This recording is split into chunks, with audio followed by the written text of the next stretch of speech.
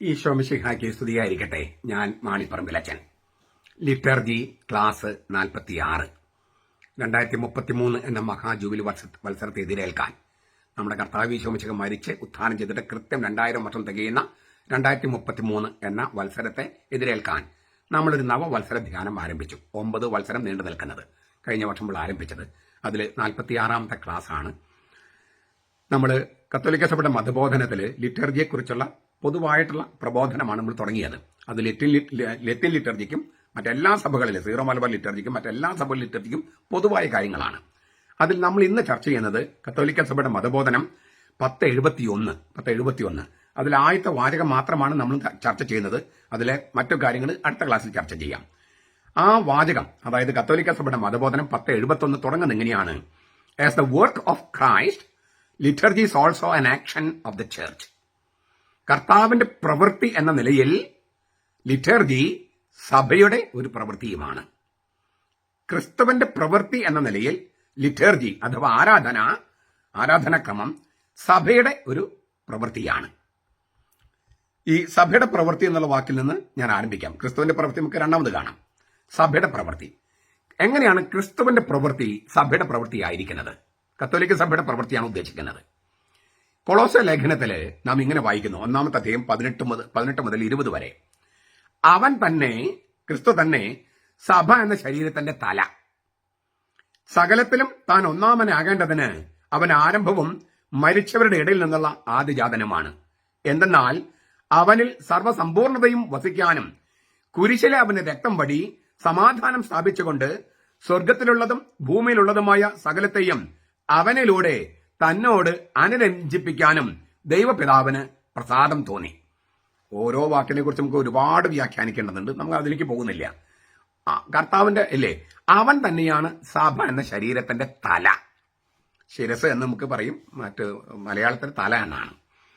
അവൻ തന്നെയാണ്, ക്രിസ്തു തന്നെയാണ് സഭ എന്ന ശരീരത്തിന്റെ തല. നമുക്ക് നമ്മുടെ ശരീരം നോക്കിയേ. ശരീരം അതിന് തലയുണ്ട്, അല്ലെ? ഇതുപോലെ സഭയെ ഒരു മനുഷ്യ ശരീരത്തോട് ഉപമിച്ചിരിക്കുകയാണ് പൗലോസ്. തല ക്രിസ്തുവാണ്, ശരീരം സഭയാണ്. ആ ശരീരത്തിലെ അവയവങ്ങളാണ് നമ്മളെ സഭയിലെ അംഗങ്ങൾ. കൈയുണ്ട്, കാലുണ്ട്, മൂക്കുണ്ട്, ചെവിയുണ്ട്, അങ്ങനെ ഇല്ലേ, വിവിധ അവയവങ്ങൾ. ഓരോ അവയവത്തിനും ഓരോ ജോലിയാണ്. ഈ ചെവിയുടെ ജോലി തന്നെ മൂക്ക് ചെയ്താൽ ശരിയാവുമോ? മൂക്കിന്റെ ജോലി വായ ചെയ്താൽ ശരിയാവുമോ? ചെവിയുടെ ജോലി കണ്ണ് ചെയ്താൽ ശരിയാവുമോ? ഇല്ല. അപ്പൊ എന്ന് വിചാരിച്ച് കണ്ണില്ലാണ്ടായാൽ ശരിയാവുമോ? വായില്ലാതായാൽ ശരിയാവുമോ? ചെവിയില്ലാതായാലോ? അപ്പൊ ഇതെല്ലാം ഓരോരുത്തർക്കും അതിന്റെ അന്തസ്സുണ്ട്, പക്ഷെ ഓരോ വ്യത്യസ്തമായ ജോലികളുണ്ട്. അപ്പോൾ വളരെ മനോഹരമായിട്ടുള്ള ഒരു ഛായാചിത്രമാണ് ക്രിസ്തു തലയും സഭ ശരീരവും, നമ്മൾ അതിലെ അവയവങ്ങളും, ശരീരത്തിലെ അവയവങ്ങളും. ഈ തലയും ശരീരവും ചേർന്ന മൊത്തം ശരീരത്തിലെ ദേഹത്തിലെ അവയവങ്ങൾ. അപ്പോൾ ഈ തല ഇപ്പൊ എവിടെയാണ്? സ്വർഗത്തിൽ പിതാവിന് വലത്തുവശത്ത് ഉപവിഷ്ടനായിരിക്കുന്നു. സ്വർഗത്തിലെ മാലാഖമാരും വിശുദ്ധരും അവന്റെ മുമ്പിൽ ആരാധിക്കുന്നു. ആ ക്രിസ്തുവിന്റെ പ്രവൃത്തിയാണ് ലിറ്റർജി. ക്രിസ്തുവിന്റെ പ്രവൃത്തിയാണ് ലിറ്റർജി. തല ആയിരിക്കുന്ന ക്രിസ്തുവിന്റെ പ്രവൃത്തിയാണ്. തലയ്ക്ക് മാത്രം പ്രവർത്തിക്കാൻ പറ്റുമോ? തല തീരുമാനിച്ചാൽ കയ്യും കാലും എല്ലാ അവയവങ്ങളും അതിനോട് ചേരല്ലേ? അപ്പോഴല്ലേ പ്രവൃത്തിയാകുന്നത്. അപ്പോൾ ക്രിസ്തു എന്ന തലയുടെ പ്രവൃത്തി ആയതുകൊണ്ട് അത് സഭ മൊത്തത്തില്, ആ സഭ എന്ന ശരീരത്തിന്റെ പ്രവൃത്തിയാണ്.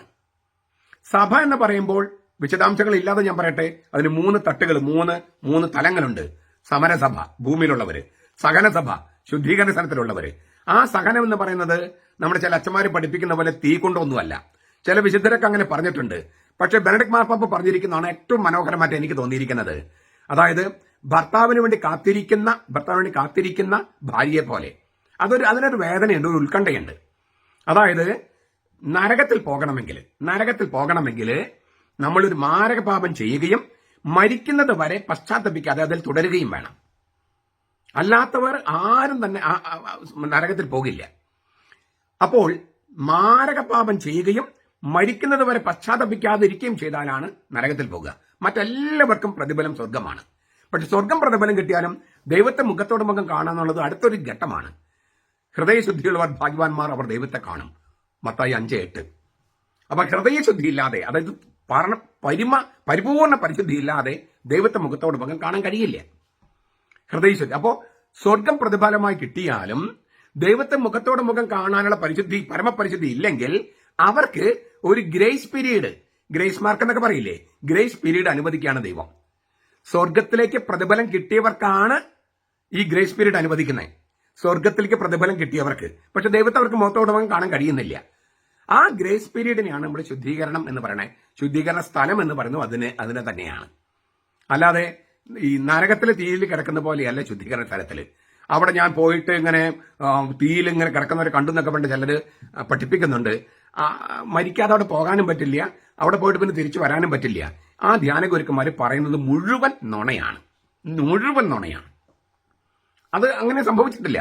സ്വപ്നത്തിലൊക്കെ ഉണ്ടായിട്ടുണ്ടാവും അവർക്ക്, അല്ലാതെ അത് സംഭവിക്കുന്ന കാര്യമല്ല. അതുകൊണ്ട് നിങ്ങൾ അത്തരം ഈ തെറ്റായ പ്രബോധനങ്ങളെ വിശ്വസിക്കരുത്. പിന്നെ നമ്മൾ കാണുന്നത് വിജയസഭ, വിശുദ്ധര്. നമ്മൾ വെളിപാട് പുസ്തകം നോക്കിയാൽ ഈ വിശുദ്ധരുടെ ആത്മാക്കള് സ്വർഗത്തിൽ സിംഹാസനം തൊട്ട് താഴെയിരിക്കുന്നു. രക്തസാക്ഷികളുടെ ആത്മാക്കള് സ്വർഗത്തിൽ സിംഹാസനം തൊട്ട് താഴെയിരിക്കുന്നു.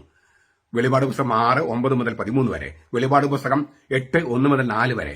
വിശുദ്ധരുടെ ആത്മാക്കള്, രക്തസാക്ഷികളുടെ ആത്മാക്കള് സ്വർഗത്തിൽ ബലിപീഠത്തിന് തൊട്ട് താഴെ, ദൈവത്തിന് തൊട്ട് താഴെ അവർ പ്രാർത്ഥിക്കുന്നു. അവരുടെ പ്രാർത്ഥനകൾ മാലാഖയുടെ കയ്യിലിരിക്കുന്ന ധൂപകുറ്റിയിൽ ഇടുന്നു. ഇങ്ങനെ സ്വർഗത്തിൽ ലിറ്റർജിയാണ്. അപ്പോൾ ദൈവമായ ഈ ക്രിസ്തു തല എന്ന നിലയിൽ സ്വർഗത്തിൽ നടത്തുന്ന ലിറ്റർജി, അതേക്കുറിച്ച് കുറച്ചുകൂടി ഞാൻ വിശദമായിട്ട് ഇച്ചിരി കഴിഞ്ഞിട്ട് പറയാം. ആ ലിറ്റർജിയില് സഭ മൊത്തത്തില് സമരസഭ, സകലസഭ, വിജയസഭ പങ്കുചേരുകയാണ്. അതിനാൽ ക്രിസ്തുവിന്റെ പ്രവൃത്തി എന്ന നിലയിൽ ലിറ്റർജി സഭയുടെ പ്രവൃത്തിയാണ്. ക്രിസ്തു തലയായതുകൊണ്ടും സഭ ശരീരമായതുകൊണ്ടും നാം അതിലെ അവയവങ്ങളായതുകൊണ്ടും അംഗങ്ങളായതുകൊണ്ടും നമ്മുടെ പ്രവൃത്തി കൂടിയാണ്. ക്രിസ്തുവിന്റെ പ്രവൃത്തി, തലയായിരിക്കുന്ന ക്രിസ്തുവിന്റെ പ്രവൃത്തി സഭയുടെ പ്രവൃത്തിയാണ്, നമ്മുടെ പ്രവൃത്തിയാണ്. എത്ര ഗംഭീരമായ വ്യാഖ്യാനമാണ് കത്തോലിക്ക സഭയുടെ മതബോധനത്തിൽ ലിറ്റർജിയെ കുറിച്ച് കൊടുത്തിരിക്കുന്നത്. അപ്പോൾ ഇതാണ് സഭയുടെ പ്രവൃത്തി എന്ന് പറയുമ്പോൾ തല ചെയ്യുന്നതുകൊണ്ട് ശരീരം ചെയ്യുന്നു, ഇതാണ്. ഇനി ക്രിസ്തുവിന്റെ പ്രവൃത്തിയാണ് ലിറ്റർജി എന്ന് പറഞ്ഞത്. ക്രിസ്തുവിന്റെ പ്രവൃത്തി നമുക്കത് മനസ്സിലാക്കാൻ കൊളോസ് ലേഖനത്തിൽ തന്നെ 2:2 വായിക്കാം. ക്രിസ്തു എന്ന ദൈവത്തിന്റെ രഹസ്യത്തിന്റെ പരിജ്ഞാനവും സുനിശ്ചിത ബോധത്തിന്റെ പൂർണ്ണ സമ്പത്തും പ്രാപിക്കാൻ തക്കവിധം അവർ സ്നേഹത്തിൽ ഏകീഭവിച്ചിട്ട് ഹൃദയങ്ങൾക്ക് ആശ്വാസം ലഭിക്കണമെന്ന് കരുതിയാണ് ഞാനിത് ചെയ്യുന്നത്. ഞാൻ ഇതിൽ ഒരൊറ്റ വാക്ക് പറയുന്നുള്ളൂ. ക്രിസ്തു എന്ന ദൈവത്തിന്റെ രഹസ്യത്തിൽ, ആ രഹസ്യമാണ് ഈ വിശുദ്ധ കുർബാന. ക്രിസ്തു എന്ന ദൈവത്തിന്റെ രഹസ്യം എന്ന ആ രഹസ്യമാണ് വിശുദ്ധ കുർബാന. ഈ ക്രിസ്തു എന്ന ദൈവത്തിന്റെ അതിന്റെയൊക്കെ ഒരുപാട് വ്യാഖ്യാനം നമ്മൾ കടക്കുന്നില്ല. ഈ രഹസ്യം എന്ന് പറഞ്ഞാൽ ഈ സത്യവേദ പുസ്തകത്തിൽ മർമ്മം എന്നാണ് കൊടുത്തിരിക്കുന്നത്. അതുകൊണ്ട് രഹസ്യം എന്ന വാക്ക് പെന്തക്കോസ്തക്കാർ, യഹോവ സാക്ഷികൾ അവർ ഉപയോഗിക്കുന്ന സത്യവേദ പുസ്തകമാണ്. POC ബൈബിൾ അവർ ഉപയോഗിക്കുന്ന അറിഞ്ഞുകൂടാ. ഞാൻ ഉപയോഗിക്കുന്നത് എന്റെ ഒരു തർജ്ജമയാണ്. POC തർജ്ജമയും സത്യവേദ പുസ്തക തർജ്ജമയും അല്ലാതെ ഞാൻ എന്റെ ഒരു തർജ്ജമയാണ് ഞാൻ ബൈബിൾ ഉപയോഗിക്കുന്നത്. അപ്പോൾ മർമ്മം, അതുകൊണ്ട് രഹസ്യമാണ് പിന്നെ എങ്ങനെ പരസ്യമാകുന്നുള്ള അവർ ചോദിക്കുന്ന കാരണം രഹസ്യം എന്നതിന് അവർ ഉദ്ദേശിക്കുന്ന അർത്ഥമല്ല. രഹസ്യം എന്ന് പറഞ്ഞാൽ പഴയ നിയമത്തിൽ നിഗൂഢമാക്കി വെക്കപ്പെട്ടതും പുതിയ നിയമത്തിൽ വെളിപ്പെടുത്തപ്പെട്ടതുമായ രക്ഷാപദ്ധതിയാണ് രഹസ്യം എന്ന് പറയണേ.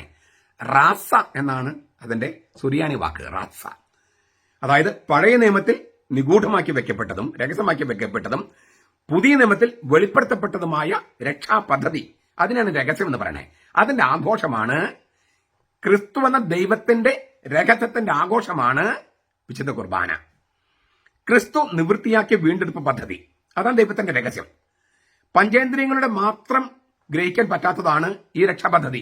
അതുകൊണ്ടാണ് അതിന് രഹസ്യം എന്ന് വിളിക്കുന്നത്. ദൈവം വെളിപ്പെടുത്തുന്നിടത്തോളം നമുക്ക് ഗ്രഹിക്കാൻ പറ്റും, അതുകൊണ്ടാണ് അതിന് രഹസ്യം എന്ന് വിളിക്കുന്നത്. അപ്പൊ തീർത്തും നിഗൂഢതയല്ല അത്, മറിച്ച് ദൈവം വെളിപ്പെടുത്തിയിടത്തോളം ഗ്രഹിക്കാൻ കഴിയുന്ന ദൈവത്തിന്റെ രക്ഷാപദ്ധതിയാണ്. ഈ ക്രിസ്തു, ഈ നമ്മൾ പറഞ്ഞ ദൈവമായ ക്രിസ്തു എന്നേക്കും ജീവിക്കുന്നവനാണ്. അവൻ ചരിത്രത്തിൽ ഒരിക്കലേ ഈ ബലി അർപ്പിച്ചുള്ളൂ, കാൽവരിയിൽ. പക്ഷെ അത് ഒരിക്കൽ എന്നേക്കുമായിട്ടാണ്. ചരിത്രത്തിൽ ഒരിക്കലാണ്, പക്ഷേ നിത്യത്വത്തിൽ സ്വർഗത്തിൽ എന്നേക്കുമായിട്ടാണ്. എന്നേക്കുമായി ഈ എന്നേക്കുമായിട്ട് സംഭവിച്ചിരിക്കുന്ന കാര്യം വെളിപാട് പുസ്തകം 5-ാമത്തെ അധ്യായത്തിലാണ് ഏറ്റവും മനോഹരമായിട്ട് അവതരിപ്പിച്ചിരിക്കുന്നത്. 5-ാമത്തെ അധ്യായം 6-ാമത്തെ വാക്യം മുതൽ, സിംഹാസനത്തിന്റെയും 4 ജീവികളുടെയും നടുവിലും മതശ്രേഷ്ഠന്മാരുടെ മധ്യത്തിലും ഒരു കുഞ്ഞാട് അറുക്കപ്പെട്ടതുപോലെ നിൽക്കുന്നത് കണ്ടു. അറക്കപ്പെട്ടു, നിൽക്കുന്നു. കുരിശിൽ തറയ്ക്കപ്പെട്ടു, ഉയർത്തെഴുന്നേറ്റു. ഇതാണ്. എന്നിട്ടും ഉയർത്തെഴുന്നേറ്റിട്ടും ആ മരണത്തിന്റെ അടയാളങ്ങള്, പഞ്ചക്ഷതങ്ങള് കർത്താവിന്റെ ശരീരത്തിൽ സൂക്ഷിച്ചു. കുഞ്ഞാടിന്റെ ശരീരത്തിൽ സിംഹാസനത്തിന്റെയും 4 ജീവികളുടെയും ഇടയിൽ 4 എന്ന് പറഞ്ഞാൽ പ്രപഞ്ചത്തിന്റെ ഒരു പ്രതീകമാണ്. പണ്ട് ഭൂമി ഇങ്ങനെ ഒരു ഡിസ്ക് പോലെയാണ്. 4 മൂലകള്, 4 സീസൺസ്, 4 ഡയറക്ഷൻസ്, ദിശകള്, 4 തൂണുകള്. അപ്പൊ 4 എന്ന് പറയുന്നത് ഈ 4 ജീവികൾ എന്ന് പറഞ്ഞാൽ പ്രപഞ്ചത്തെ സൂചിപ്പിക്കുന്നതാണ്, പ്രത്യേകിച്ചും ഭൂമിയെ സൂചിപ്പിക്കുന്നത്. അപ്പൊ ഭൂമിയെ സൂചിപ്പിക്കുന്ന 4 ജീവികള്, സിംഹാസനം, ഇത് രണ്ടിനിടയിലാണ് കുഞ്ഞാട് നിൽക്കുന്നത്. അതായത് ദൈവത്തെ സൂചിപ്പിക്കാൻ സിംഹാസനം, പ്രപഞ്ചത്തെ സൂചിപ്പിക്കാൻ 4 ജീവികള്, അതിനിടയിലാണ് കുഞ്ഞാട് മധ്യസ്ഥനായി നിൽക്കുന്നത്. ദൈവപിതാവിനും പ്രപഞ്ചത്തിനും ഇടയിൽ മധ്യസ്ഥനാണ്, ഏക മധ്യസ്ഥനാണ് കുഞ്ഞാട്, ദിവ്യ കുഞ്ഞാട്, ഈശോ മിശിഹ. അവൻ അറക്കപ്പെട്ടവനാണ്, പക്ഷെ ഉയർത്തെഴുന്നേറ്റിരിക്കുന്നു, നിൽക്കുകയാണ്. അപ്പോൾ അതിന് 7 കൊമ്പുകളും സർവ്വഭൂമിയിലേക്ക് മയക്കപ്പെട്ടിരിക്കുന്ന 7 ദൈവാത്മാക്കളായ 7 കണ്ണുകളുമുണ്ട്. അവൻ വന്ന് സിംഹാസനത്തിൽ ഇരിക്കുന്നവന്റെ വലത്തെ കയ്യിൽ നിന്ന് പുസ്തകം വാങ്ങി. അവൻ അത് സ്വീകരിച്ചപ്പോൾ 4 ജീവികളും 24 പുരോഹിതന്മാരും വീണയും വിശുദ്ധന്മാരുടെ പ്രാർത്ഥനകളാകുന്ന പരിമളദ്രവ്യം നിറഞ്ഞ പൊൻകലശങ്ങളും, വിശുദ്ധന്മാരുടെ പ്രാർത്ഥനകളാകുന്ന പരിമളദ്രവ്യം നിറഞ്ഞ പൊൻകലശങ്ങളും കയ്യിലേന്തി. വിശുദ്ധരുടെ പ്രാർത്ഥനകൾ വേണ്ടെന്നാട്ടോ പെന്തക്കോസ്തക്കാരെ യഹോവ സാക്ഷികളൊക്കെ പറഞ്ഞു നടക്കണേ. അവര് ബൈബിള് വായിച്ചിട്ടില്ല.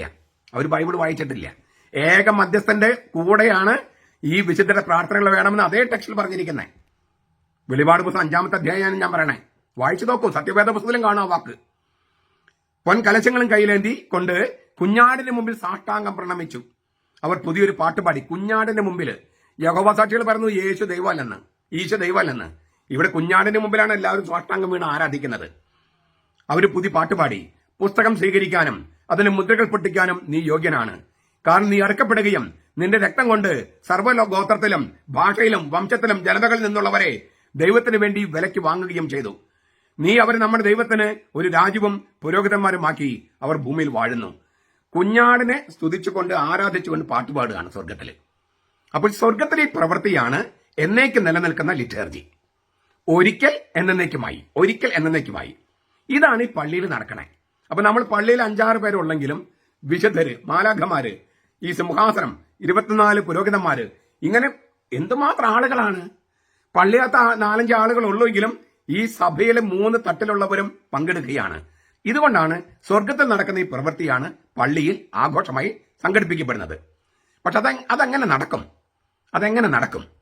ഈ ഒരിക്കൽ സംഭവിച്ചത് എന്നേക്കുമായി നടത്താൻ എങ്ങനെയാണ് നടക്കാൻ പറ്റുക?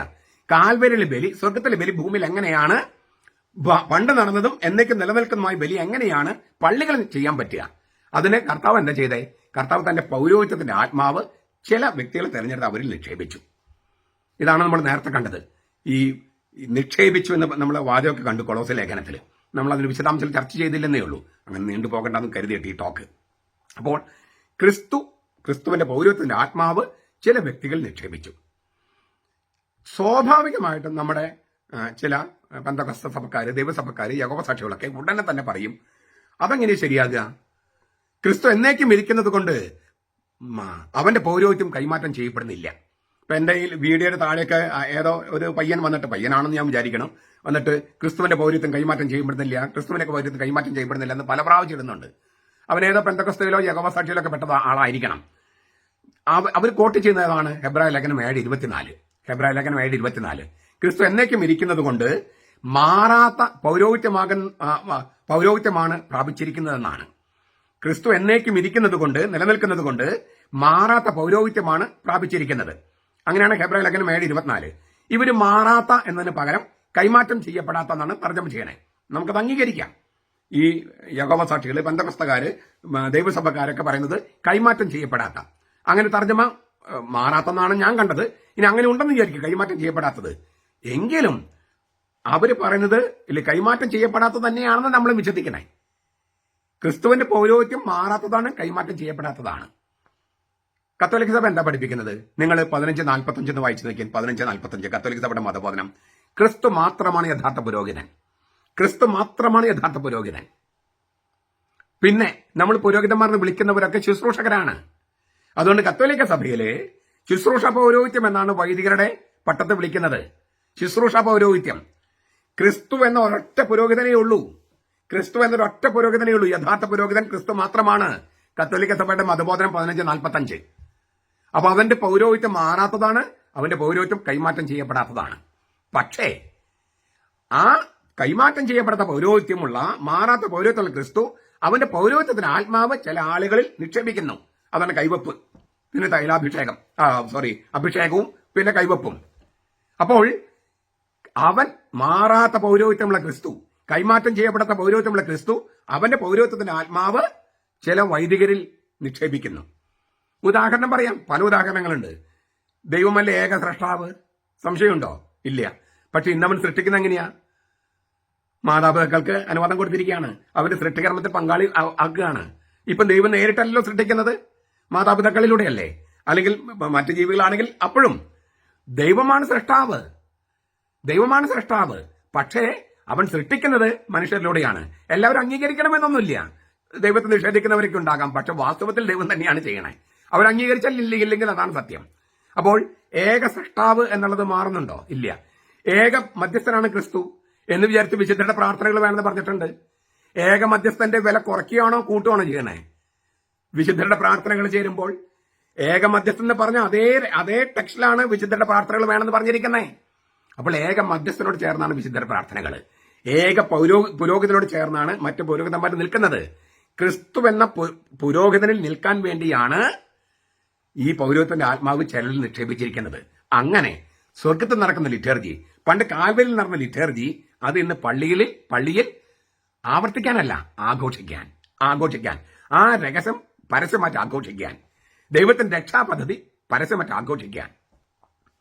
അപ്പോൾ ഈ പൗരോഹിത്യത്തില്, മാറാത്ത പൗരോഹിത്യത്തില്, കൈമാറ്റം ചെയ്യപ്പെടുന്ന പൗരോഹിത്യത്തില് ഒരു ഓഹരി നൽകുകയാണ് അവൻ തന്റെ പൗരോഹിത്യത്തിന്റെ ആത്മാവ് ഈ വൈദികരിൽ നിക്ഷേപിക്കുമ്പോൾ.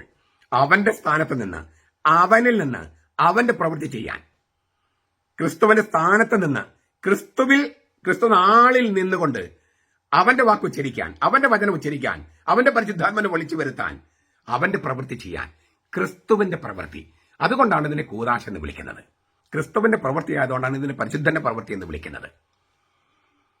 ഇത് ക്രിസ്തുവിന്റെ പ്രവൃത്തിയാണ്, സഭയുടെ പ്രവൃത്തിയാണ്. ക്രിസ്തുവിന്റെയും സഭയുടെയും പ്രവൃത്തിയായതിനാൽ ക്രിസ്തുവിന്റെ പുരോഹിതന്മാരുടെ പ്രവൃത്തിയാണ്. ഇപ്പൊ ഇന്നിപ്പം ഓഗസ്റ്റ് 3 നാളെ വിയാനി പുണ്യാന്റെ പെരുന്നാളാണ്. അദ്ദേഹം ഈ ആഴ്സിലെ ആളുകളോട് ചോദിച്ചു, ആഴ്സിലെ ഫ്രാൻസിന് കുറച്ച് ദൂരമാണ് ഈ ആഴ്സ്, ഞാനവിടെ പോയിട്ടുണ്ട്, ഇപ്പോഴും ഒരു കുഗ്രാമം പോലെയാണ് അവിടെ. ആ ആഴ്സിലെ ജനങ്ങളോട് ചോദിച്ചു, ആരാണ് പുരോഹിതൻ, വൈദികൻ? എന്നിട്ട് അദ്ദേഹം തന്നെ മറുപടി പറയാണ്, പുരോഹിതൻ ഒരു മനുഷ്യനാണ്, പക്ഷേ ആ മനുഷ്യനെ ദൈവം അനുസരിക്കുന്നു. അതായത് ഏത് മനുഷ്യനെയാണോ ദൈവം അനുസരിക്കുന്നത് ആ മനുഷ്യനാണ് പുരോഹിതൻ. നിന്റെ പരിശുദ്ധാത്മാവ് ഇറങ്ങി വരട്ടെ എന്ന് പുരോഹിതൻ കൈകളുയർത്തി പ്രാർത്ഥിക്കുമ്പോൾ ആ കൈകളിലേക്ക് പരിശുദ്ധാത്മാൻ അയക്കാമെന്ന് ദൈവം വാക്ക് നൽകിയിട്ടുണ്ട്, ക്രിസ്തു വാക്ക് നൽകിയിട്ടുണ്ട്. നിങ്ങൾ എന്റെ നാമത്തിൽ ഇതുവരെ ഒന്നും ചോദിച്ചിട്ടില്ല, ചോദിക്ക തരും. ക്രിസ്തുവിന്റെ നാമത്തിൽ നാം ചോദിക്കുന്നത് എന്റെ കുട്ടിക്ക് പരീക്ഷയിൽ മാർക്ക് കിട്ടണമെന്നോ ജോലി കിട്ടണമെന്നൊന്നുമല്ല. അത് ക്രിസ്തുവിന്റെ നാമത്തിൽ ചോദിക്കുന്നതല്ല, നമുക്ക് നേരിട്ട് കർത്താവിന് ചോദിക്കാം. ക്രിസ്തുവിന്റെ നാമത്തിൽ ചോദിക്കുന്നത് കൂദാശകൾ മാത്രമാണ്. അപ്പോൾ നിന്റെ പരിശുദ്ധാത്മാവ് ഇറങ്ങി വരട്ടെ എന്ന് അച്ഛൻ കൈകളുയർത്തി ഇങ്ങനെ പ്രാർത്ഥിക്കുകയാണ്. കൈകളുയർത്തി നിന്റെ പരിശുദ്ധാത്മാവ് എഴുന്നള്ളി വരട്ടെ. അപ്പോൾ ആ കൈകളിലേക്ക് അവന്റെ പരിശുദ്ധാത്മാവിനെ അയക്കാമെന്ന് ക്രിസ്തു വാക്ക് നൽകിയിട്ടുണ്ട്. അവന്റെ നാമത്തിൽ പ്രാർത്ഥിച്ചാൽ കൂദാശ ചെയ്യാമെന്ന് പറഞ്ഞിട്ടുണ്ട്. അപ്പോൾ അച്ഛൻ എങ്ങനെ കൈകളുയർത്തി ദൈവത്തോട് നിന്റെ പരിശുദ്ധാത്മാവ് എഴുന്നള്ളി വരട്ടെ എന്ന് പറയുമ്പോൾ ദൈവം അത് അനുസരിക്കുന്നു, പരിശുദ്ധാത്മാവിനെ അയക്കുന്നു. ഇത് പറയാൻ അച്ഛന് എളുപ്പമല്ല. അതുകൊണ്ടാണ് പല പ്രാവശ്യം ഈ സീറോ മലബാർ സഭയിലെ കുർബാനയിലാണെങ്കിൽ പല പ്രാവശ്യം ജനങ്ങൾക്ക് നേരെ തിരിഞ്ഞിട്ട് അച്ഛൻ പറയും, ഈ കുർബാന എന്റെ കരങ്ങൾ വഴി, എന്റെ വാഗൊണ്ടെന്നല്ല, എന്റെ കരങ്ങൾ വഴി പൂർത്തിയാകുവാൻ നിങ്ങൾ എനിക്ക് വേണ്ടി പ്രാർത്ഥിക്കുക.